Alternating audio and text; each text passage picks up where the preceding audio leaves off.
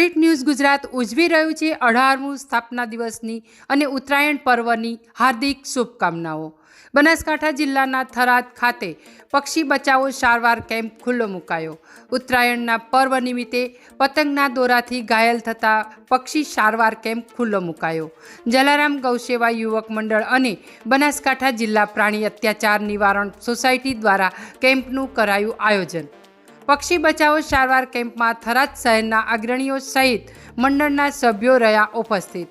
થરાદમાં છેલ્લા 16 વર્ષથી ઉત્તરાયણ પર્વ નિમિત્તે કરવામાં આવી રહ્યું છે કેમ્પનું આયોજન। અહેવાલ ધર્મેશ જોશી, થરાદ, બનાસકાંઠા। સમગ્ર થરાદની અંદર આજે ઉત્તરાયણનો મકર સંક્રાંતિનો પવિત્ર તહેવાર ઉજવવામાં આવી રહ્યો છે।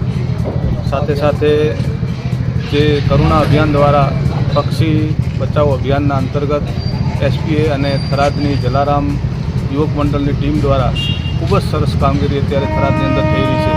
જે પતંગ રસિયાઓ દ્વારા અને ખાસ કરીને જે ચાઇનીઝ દોરીનો ઉપયોગ કરી અને જે પક્ષીઓને ઘાયલ કરવામાં આવી રહ્યા છે એને પક્ષીઓને દરેક જગ્યાએથી કલેક્ટ કરી અને એને ખૂબ જ સારી સારવાર અત્યારે આ તમામ મંડળો દ્વારા કરવામાં આવી રહી છે। સતત છેલ્લા સમગ્ર બનાસકાંઠાની અંદર કહો તો પણ કહી શકાય એવો છેલ્લા 21 વર્ષથી આ મંડળ અને યુવાનો સતત આ કામગીરી ખૂબ કરી રહ્યા છે। ખરેખર ખૂબ સરાહનીય છે અને ખૂબ સેવાનું કામ થઈ રહ્યું છે।